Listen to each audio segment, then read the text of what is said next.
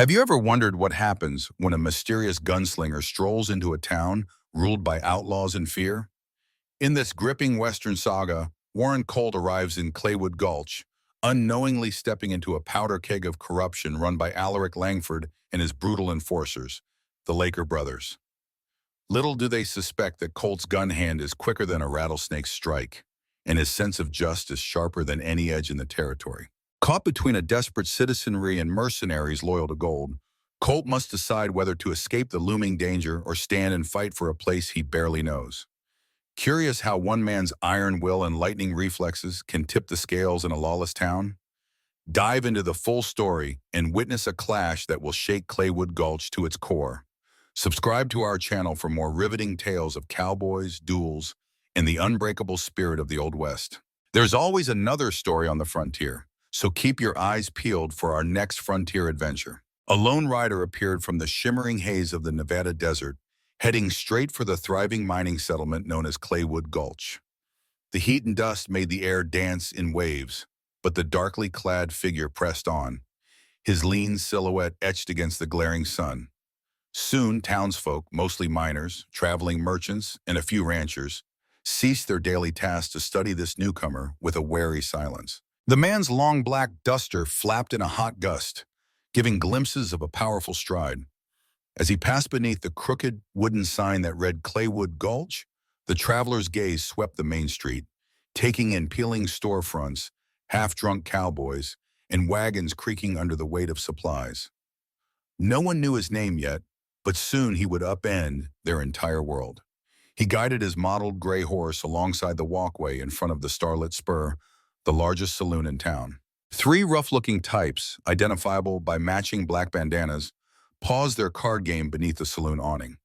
These men were the Laker brothers, Dane, Levi, and Boone, infamous for intimidation and rumored to be muscle for hire for the wealthiest figure in Claywood Gulch. The trio exchanged looks and tensed, hands grazing the butts of their revolvers.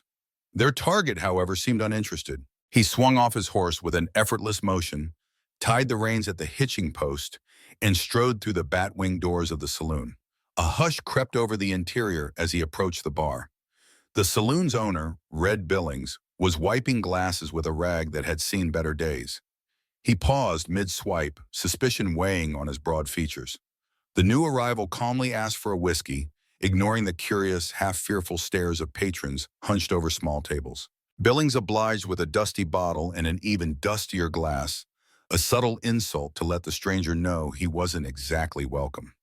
Before the newcomer could taste the liquor, the Laker brothers tromped in, boots clacking on the warped planks. The eldest, Dane, hung back while Levi and Boone fanned out, forming a loose arc around the stranger's position. "Ain't I seen you before?" Dane drawled loudly, his lip curling. The bar's conversation, what little there was, went dead silent. Billings set down the glass he was cleaning and took a cautious step to one side, leaving space for a confrontation. The traveler said nothing at first, simply poured himself a measure of whiskey. Then he replied, "Just riding through." Though his voice was quiet, an undercurrent of steel made even the saloon's most hardened patrons shift uncomfortably on their stools. "Don't get many just passing through folks since the Silver Strike," Levi grunted. His eyes flicked around, measuring how close the stranger's hands were to his gun belt. Yet the black-dustered man did not seem rattled. He sipped the whiskey, glancing at Levi only when he'd set the glass down. The slight tension in the saloon thickened, and one or two people slipped toward the back door to avoid being collateral damage. With a conspiratorial grin, Boone Laker added, "Ain't exactly a welcoming place for travelers, especially the ones who don't know their place." The stranger slowly faced Boone, his expression unreadable beneath the wide brim of his hat. His presence radiated a level of confidence rarely seen in Claywood Gulch, a place where men bickered over claims and settled disputes with bullets. The Laker brothers had confronted many drifters before, and typically intimidation alone did the job. Something about this man suggested it wouldn't go so easily. A taut silence hung over the Starlit Spur, as though the entire establishment sensed the current conversation could ignite into bloodshed. The newly arrived stranger was still, seemingly unconcerned by the half-circle of armed men surrounding him. He raised his glass and downed the whiskey in a single swallow. Slowly, he turned on his bar stool, the leather of his coat rustling softly. The Laker brothers loomed, Dane Laker, the eldest, was known for a short fuse and a faster trigger. Boone, the tallest, possessed brute strength enough to wrestle a steer, and Levi, the wiry one, had a twitchy left hand rumored to be lethal with a Colt. "Ain't heard your name yet," Dane ventured. "Not that it matters much." The stranger exhaled, setting his glass aside with precise care. "You can call me Warren Colt," he said at last. He surveyed the room, noting each occupant and the tension etched on their faces. "I don't plan to stay long." Boone snorted and spat on the floor in a gesture of contempt. "No one stays long in Claywood Gulch unless they got business. So what's yours?" Warren Colt's gaze flicked between the three. "My business is my own," he said, voice level. "Yours is apparently hounding travelers for a show." The set of Colt's shoulders and the slow, measured timbre of his words made the Laker brothers glance at each other. Usually by now, a drifter would be sweating bullets. But Colt's composure hinted at a man used to standoffs. Levi, bored with this exchange, decided to press. "Let's save time. You can pay us for the privilege of riding in, or we'll show you the same courtesy we show other deadbeats." It was no secret the Laker brothers ran a small-time protection racket for travelers, funneling a cut of each payoff to their powerful backer. Levi's grin widened. "What's it gonna be, friend?" What's it gonna be, friend?" Several customers holding their breath prepared for the inevitability. Either Colt would hand over money or a brawl would break out. Red Billings, the saloon owner, gripped his cleaning rags so tight his knuckles whitened. He had seen this scenario countless times. Someone refusing to pay, the Laker brothers beating him senseless. If the victim was lucky, they got away alive. If not, seems a bit unfair. 3 armed men demanding payment from one traveler, Warren Colt remarked quietly but with an edge. He offered them no envelope of cash, no purse of coins. Instead, he stood, squaring himself. "I'd say that's hardly an even match." Dane Laker's eye twitched. "Who said anything about fair? This ain't some Sunday social," he sneered. "You either hand it over or pay your dues in blood." Despite the bravado, an undercurrent of uncertainty wove through his voice. Colt moved with peculiar confidence. Slowly, the newcomer placed a silver coin on the bar, but not in the direction of the Lakers. He pushed it toward Billings, ignoring the outraged expressions from the brothers. "For the whiskey," Colt explained. Then he reached down to brush imaginary dust from his coat.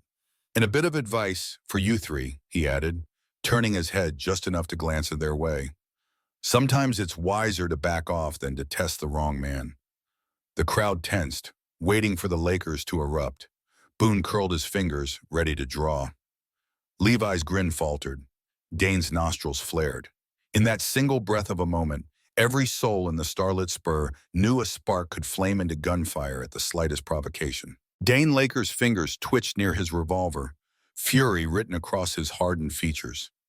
He was used to the drifters he confronted either begging for mercy or buying their way out. Warren Colt's calm refusal challenged that routine. The middle brother, Levi, also hovered in readiness, lips curled into a cruel sneer. As for Boone, he was big and slow, but his raw strength was well known in Claywood Gulch. He had once snapped a man's arm just to make a point. Dane's posture said he was a hair's breadth from drawing. "You don't pay, you don't leave," he said, voice taut. "Seems you prefer your coin going to the barkeep instead of the men who run this town." The saloon's sparse lighting gave his eyes a menacing gleam. "I take that personal." Colt merely watched him, back straight, no fear in his gaze. The entire saloon seemed to sense the lethal electricity in the air. Even the piano player, who had been half-heartedly tinkling a tune, froze mid-chord. Red Billings took a step away from behind the bar, hoping to avoid being shot by accident. The watchers at the tables grimly settled into place, many scanning the nearest exit. "What's personal or not doesn't trouble me," Colt said, his voice carrying easily. "And if you're set on violence, I can't change your mind." His tone was as unruffled as if he were discussing the weather. Levi snapped first. With a swift movement, he yanked his revolver free. In a blink, the stranger's arm blurred in an impossibly quick draw. The bark of gunfire, just one shot, rang through the saloon like a crack of thunder. Levi's weapon flew from his hand, spinning across the floor and coming to rest at a stunned miner's boots. Levi's eyes bulged, the barrel of Colt's gun still smoking faintly. "You," Levi rasped, stumbling backward. "No one's that fast." but apparently someone was. Colt's single shot had struck the revolver, disarming Levi without drawing blood. In the hush that followed, half the patrons realized they hadn't even seen the moment Colt's gun cleared leather. A heartbeat passed before Dane roared, charging forward. The stranger sidestepped easily, hooking Dane's arm and twisting it up. A muffled pop signaled Dane's shoulder wrenching out of joint. The gun he brandished fell uselessly from his grasp. Boone, seeing his brother in trouble, lunged in with an open-handed swing, but Colt ducked under it. Slamming the big man in the ribs with an elbow, he sent Boone crashing into a table laden with half-empty drinks. Bottles shattered, sending liquor and shards of glass across the sawdust-covered floor. It was over almost as soon as it began. Levi stood trembling and unarmed, crouched near the bar. Boone lay sprawled amidst broken furniture, groaning. Dane knelt with his shoulder dislocated, cursing in pain. And Warren Colt stood among them, breathing evenly, revolver still in hand. The saloon crowd exhaled en masse, stunned. Panting, Dane glared up at Colt. "You don't know who backs us," he hissed through clenched teeth. "You'll regret ever crossing the Laker name." Warren Colt said nothing. Instead, he calmly returned Levi's fallen gun, tossing it onto a nearby table. "If your backers have a problem, tell them they can find me," he said softly, reholstering his own revolver with that uncanny fluid speed. "I'm not a difficult man to locate."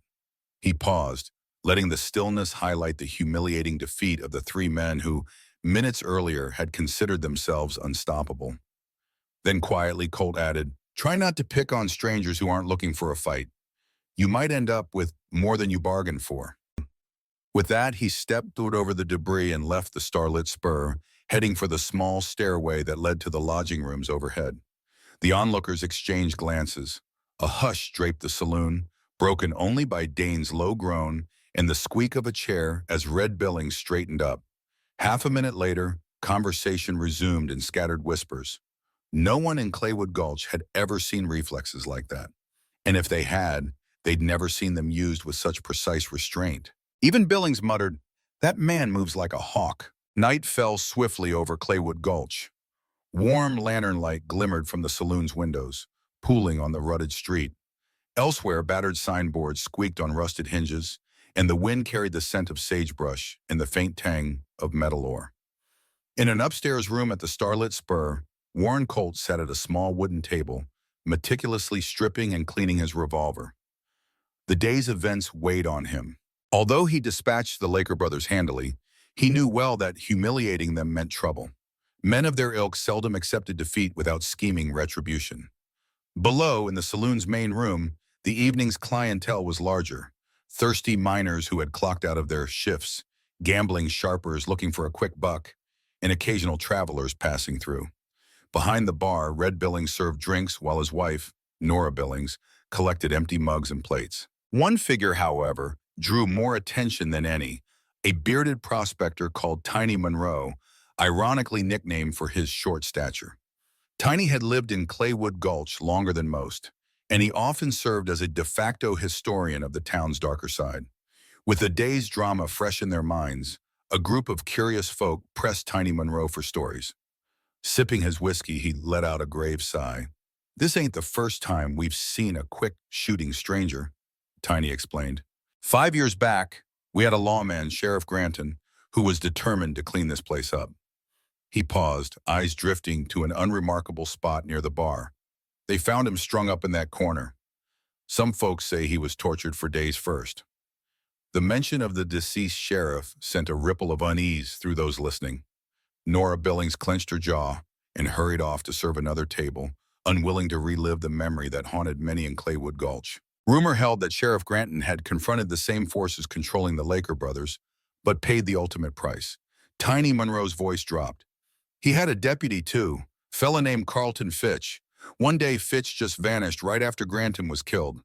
Some say he left in shame. Others claim the Laker brothers dumped his body somewhere in the desert." In the upstairs room, Warren Colt paused in his gun maintenance. Through the thin floorboards, he could catch fragments of conversation. Mentions of a murdered sheriff, a deputy's disappearance, and a hush that implied old ghosts. Colt frowned. He'd heard rumors about Claywood Gulch's corruption, But something in that name, Carlton Fitch, stirred a recollection he couldn't quite place. Meanwhile, out on the street, the Laker brothers limped through the darkness, seeking out the large house at the end of a row of shops. Inside lived their benefactor, Alaric Langford, the wealthiest mine owner in the territory. Langford welcomed them with feigned hospitality, handing them brandy as they recounted their humiliating defeat. "He fired once," Dane mumbled, still rubbing his injured shoulder, "and that bullet knocked Levi's gun clean from his hand. No man's that fast." Langford's face remained impassive, but a vein pulsed at his temple. He owned the largest silver interest in Claywood Gulch, and his power was near absolute, though behind a veneer of polite respectability. "I'll look into this stranger," he said, swirling his drink idly. "In the meantime, you boys keep a low profile until we know exactly who we're dealing with." Back at the starlit spur, Tiny Monroe finished his account of Sheriff Granton's grisly end, draining the last of his whiskey. "Town's had no real lawman ever since," he said softly. "We all just learned to make do and keep quiet." Outside, a lone star flickered in the inky sky, and the faint clop of a passing horse underscored the hushed tension. In an upstairs window, Warren Colt's candlelight glowed, as if a silent testament to old wrongs about to be unearthed. Morning dawned with a dusty gold hue across Claywood Gulch, the silver mines in the distance glinting under the rising sun. Warren Colt awoke early in his modest lodging, drawn by the faint sound of hammers and pulleys as miners began their day's work. He buckled on his holster and glanced around the cramped room, considering how long he would remain in this place. Although he had simply planned to pass through, he couldn't ignore what he'd learned. The Laker brothers worked under Alaric Langford, who seemingly ruled the town from behind closed doors. Colt emerged onto the starlit Spurs porch, greeted by Red Billings. The big saloon keeper offered a curt nod. "Mornin', the coffee's fresh if you want some," he said, as though the events of the previous day had been simply another mundane squabble. Yet Billings' eyes revealed a flicker of admiration for Colt's stand against the bullies. Across the street, curious townspeople gathered in small clusters, their conversations hushed when Colt passed by. Some politely dipped their hats. Others cast nervous glances, as though expecting violence to follow him. The battered sign in front of the old sheriff's office, abandoned since Granton's murder, leaned precariously, dust crusting the windows. Colt paused there, eyeing the locked door. A swirl of nostalgia crept in, even though he himself had never served in this place. He felt a distinct kinship with Sheriff Granton's fate, as if echoes of that tragedy beckoned him. Tiny Monroe came hobbling along, wearing a friendly but cautious smile. "They say you took the Laker brothers down a peg," he greeted. "Town's been buzzing all night, folks wondering if there's more to you than meets the eye." Colt shrugged, leaning against a porch post. "Seems I just arrived in a hornet's nest," he said. "But I'm no exterminator. If the Lakers and their boss want to push me out, maybe they'll do us all the favor and show their hand." Tiny's brow furrowed, recognizing a deeper meaning in Colt's words. He nodded, gesturing at the defunct sheriff's office. "That door hasn't opened in half a decade. If you're thinking of wearing a badge, I caution you, it's a one-way ticket to a shallow grave around here." Colt gave a faint smile. "I'm not looking to get killed, but I also don't walk away from folks in need." With that, he strode onward, scanning the wooden walkways, the crooked storefronts, and the neglected corners where the less fortunate huddled. Everywhere he looked, he found further signs of Langford's quiet dominion, be it posted notices about mining claims or receipts pinned to boards demanding monthly fees.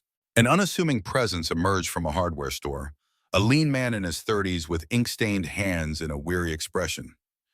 This was Daniel Parker, a clerk for the local claims office. "Hey, Colt," Parker said, tentatively addressing the newcomer. "Word is, you're not afraid to poke the hornet's nest." Parker glanced over his shoulder as though expecting someone to overhear. "You should know that Alaric Langford is no idle threat. He orchestrates everything here." Colt's gaze sharpened. "Then why does no one stand up to him?" "Because they vanish," Parker replied, voice dropping. "Or they end up like Granton. We all heard about you humiliating the Lakers, but you should brace yourself. Langford will test you soon enough." Their conversation was interrupted by a commotion near the old assay office. A few men scrambled out of the building, shouting angrily about shorted silver yields and unscrupulous weights. Colt recognized in their faces the same frustration he had seen in other corrupt towns. a yearning for justice with no outlet. Parker stepped back, clearly uneasy, but Colt moved toward the scene, determined to glean more about Claywood Gulch's hidden power structures. One way or another, Colt suspected that the real confrontation was just beginning. That afternoon, Colt found himself at a makeshift table behind the starlit spur, where Nora Billings had quietly arranged a small meal. He hadn't asked for hospitality, but the Billings couple seemed grateful for anyone willing to challenge the Laker brothers. Between bites of stew, Colt listened as Nora recounted the day Alaric Langford first arrived in Claywood Gulch. It was about a decade ago, she began, hands resting on her apron. He strolled in, bought the biggest silver claims, and then slowly choked out every competitor. By the time folks realized his intentions, he had half the territory in his pocket. Colt nodded, picturing a cunning businessman who used ruthless means to claim power. Nora's gaze lowered. Sheriff Granton tried to unite the town against him. He believed in law and decency. In return, he was tortured, murdered, left as a warning. After that, Granton's deputy, Fitch, just disappeared. Well, she sighed, her eyes clouded with sorrow. Some think Fitch left out of guilt, or maybe he's dead. No one knows. While they talked, Red Billings stood guard by the saloon's back door, scanning for prying eyes. They had good reason for caution. At that very moment, inside a lavish parlor across town, Alaric Langford hosted the Laker brothers. Dressed in a crisp suit despite the desert climate, Langford radiated an unsettling poise. His cold eyes fixed on Dane, who still winced from his dislocated shoulder. A single man disarmed you, battered you, and walked away. What precisely am I paying you for? He asked in a steely tone. Levi swallowed hard. He's quick, Mr. Langford. Unbelievably quick. It's like he's trained for this. A vein pulsed at Langford's temple. We handle threats privately here, he reminded them. Sheriff Granton's demise taught the town not to meddle. We can't have your incompetence invite another wave of defiance. The Laker brothers exchanged grim looks. Boone insisted he'd gather more men, the toughest guns from out of state, to ensure Colt wouldn't be a problem. But Langford waved them off. Recruit who you want. Just be sure that stranger is dealt with quietly.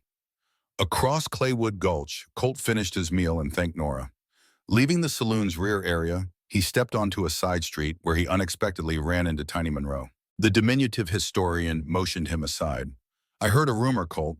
The Lakers might bring in extra hands to corner you. Tiny's voice was low.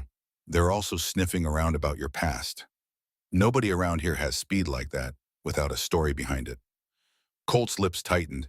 Indeed, he had a story, one that traced back to a personal vow, but he wasn't about to share details with just anyone, even if he sensed Tiny Monroe had a decent heart. Just then, a heated shout caught their attention from the direction of the mines.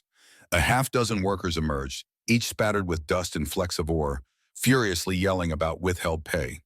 Leading them was an older man with a limp, Edward Dunn, who brandished an unpaid wage slip. This is the third time they've docked our salaries, Dunn shouted, voice reverberating across the street. We risk our lives every day, and they treat us like disposable tools.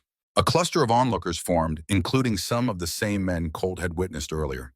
The tension soared as two men affiliated with Langford's security, recognizable by black bandanas, tried to disperse the crowd, shoving one miner to the ground. Dunn refused to back down, proclaiming, "We ain't leaving until we get fair pay." Colt exchanged a glance with Tiny Monroe. Is this normal? He asked, voice subdued but carrying. Tiny grimaced, confirming his guess. Happens more often than you'd believe. Usually men vanish or find themselves beaten. The rest cower into compliance. Approaching carefully, Colt placed himself between the enraged miners and the pair of guards. Pay disputes in broad daylight, he said, addressing the guards.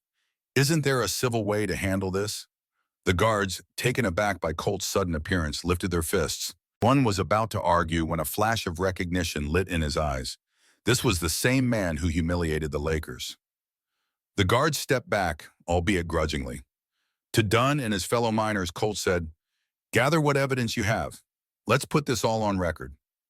The suggestion sparked curiosity. Record where? They had no functioning law office. But Colt thought his ad of the abandoned sheriff's station. Perhaps it was time to breathe life back into those dusty desks and musty jail cells. By late afternoon, Claywood Gulch buzzed with unprecedented energy. Instead of slinking away in fear, the wronged miners marched boldly through the main street toward the old sheriff's office. In their hands were wage slips, battered ledgers, and statements of forced deductions that had lined the pockets of Alaric Langford's cronies. Warren Colt walked among them, his presence emboldening the previously timid laborers. Tiny Monroe hovered at the edge, pleased yet anxious about this open defiance. The group arrived at the dilapidated sheriff's station, the door padlocked since Sheriff Granton's demise. At Colt's nod, Edward Dunn and another miner used a crowbar to pop the rusty padlock. The door groaned open, releasing a stale, suffocating air of disuse. Broken chairs, rotted papers, and a thick layer of dust greeted them. But the battered wooden desk with the words Sheriff Granton faintly carved into it stood like a testament to the past. A hush settled over the gathering as they realized the significance. They were reclaiming the very seat of law that had been stolen from them years before. Colt moved behind that desk, studying its surface. He brushed away debris, revealing bullet holes near the corner, likely from the day Granton met his end. "We'll make an inventory," he said briskly, glancing at the miners. "Record your grievances. I'll sign off as a witness. Even if Claywood Gulch has no official sheriff, you deserve a formal register of these claims." Dunn cast him a wary, hopeful look. "You some kind of lawman, Mr. Colt?" Colt hesitated. He understood the question's weight. He shook his head. "Not officially, but I was taught that law serves the people, not the other way around." The crowd murmured in agreement, forging a sense of unity rarely felt in Claywood Gulch. Tiny Monroe found paper and ink in a back closet, and they got to work, sifting through the wage stubs, scribbling statements of withheld pay. The station's musty gloom gave way to an air of possibility. Unbeknownst to them, a silent observer lurked outside. Levi Laker peered through a grimy window, mouth twisting in displeasure. The miners, emboldened by Colt's presence, were organizing. This was precisely the threat Alaric Langford sought to prevent, the common folk realizing they could band together. Levi slid away from the station, heading to inform his brothers and Langford of the new development. Inside, the makeshift gathering carried on. By dusk, they had compiled a rudimentary ledger documenting the extortionate practices tied to Langford's operation. Colt studied the sum, whistling under his breath. "He's been stealing thousands from men who barely earn enough to feed their families," he observed. One of the miners nodded, shamefaced. We let it happen because we feared we'd lose our jobs, our only means of survival." Stepping outside, Colt addressed the miners who lingered.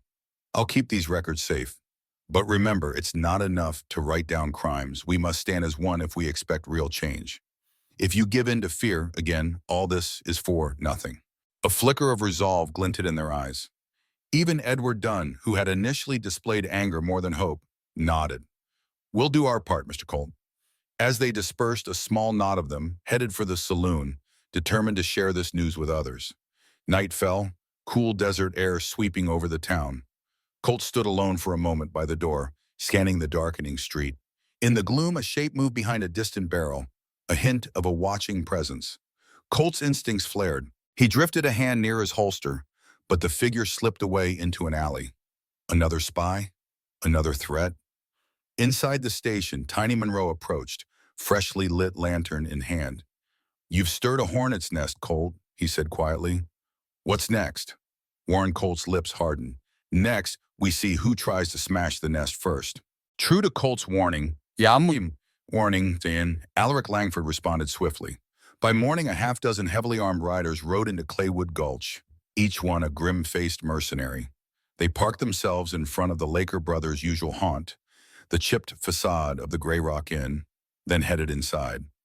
Rumors swirled that these newcomers were from distant territories and specialized in handling disputes with lethal efficiency. Folks whispered the name of one particularly fearsome gunslinger among them, rumored to have bested 20 men in duels, though none could confirm his identity with certainty. Meanwhile, at the old sheriff's office, Warren Colt and Tiny Monroe continued sorting through the newly gathered records. Some local ranchers had come by to add their complaints about border expansions that effectively stole grazing land.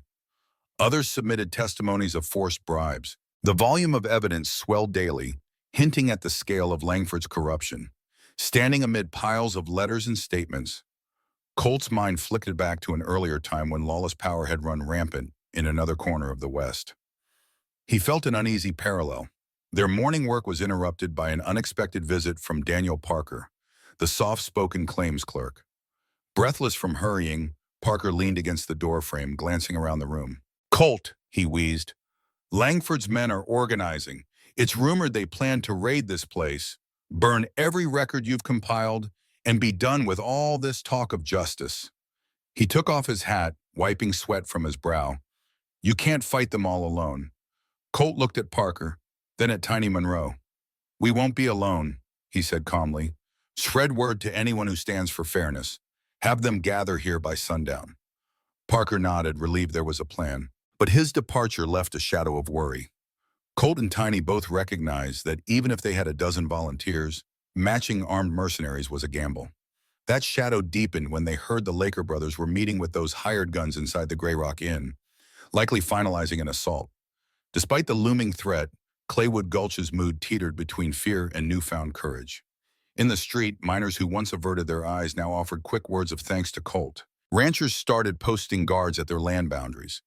Even a few shopkeepers discreetly approached the old sheriff's station, donating gunpowder and ammunition. Each act was small, but collectively, it signaled a community ready, if still fearful, to stand up. As afternoon wore on, Colt ventured into the saloon for a meal. There he found Red Billings frowning at a letter pinned to the wall. "Came in this morning," Red said, ripping it down. The letter threatened arson if Billings didn't close his doors to rabble-rousers. Shaking his head, Colt placed a hand on the barkeep's shoulder. "No one can force you to shut your business, Red. Not while we have even a spark of decency left." Red tried to grin, but his eyes betrayed worry. "They burned me out once already, back when I refused to pay double the protection fee. I rebuilt with borrowed funds. Now they're threatening to do it again." Colt nodded gravely, scanning the saloon's interior. Nora Billings was wiping tables, face set in tight-lipped determination. "This is my livelihood," she muttered. "They won't chase us out again."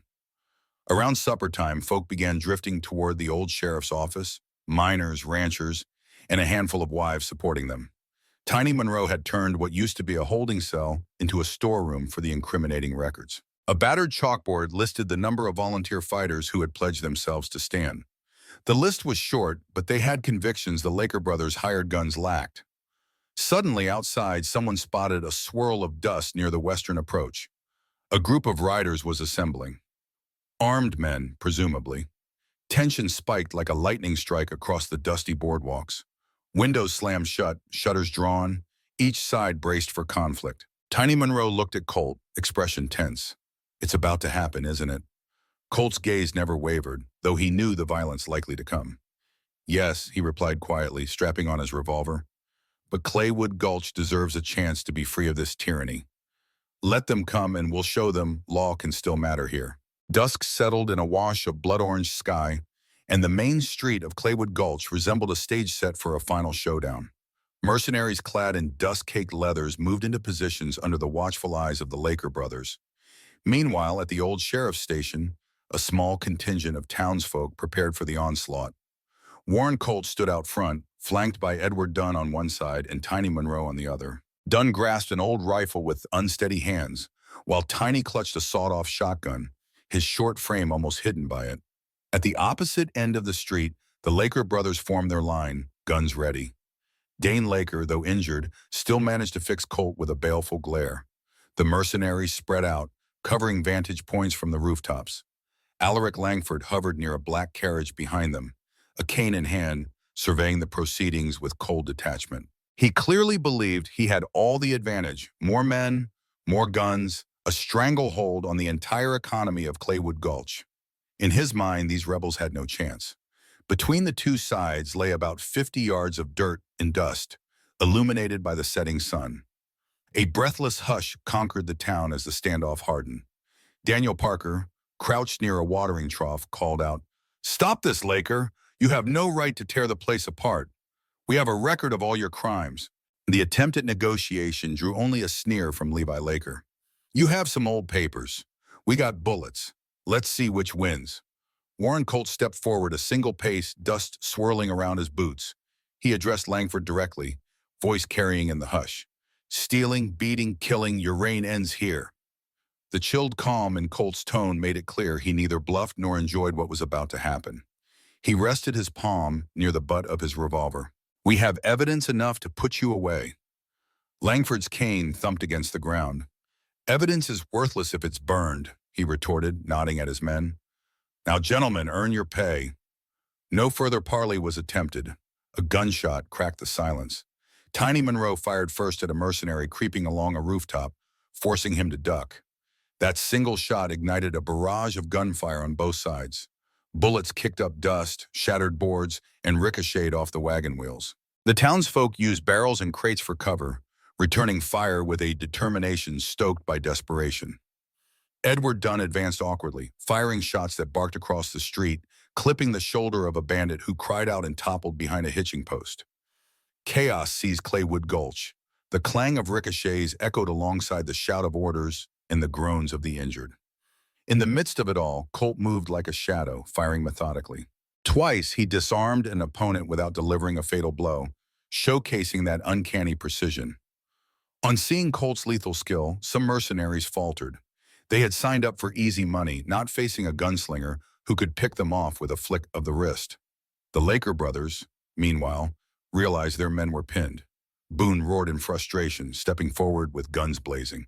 Levi tried flanking Colt, only to find a rifle-wielding rancher blocking his path. A bullet tore Levi's hat from his head.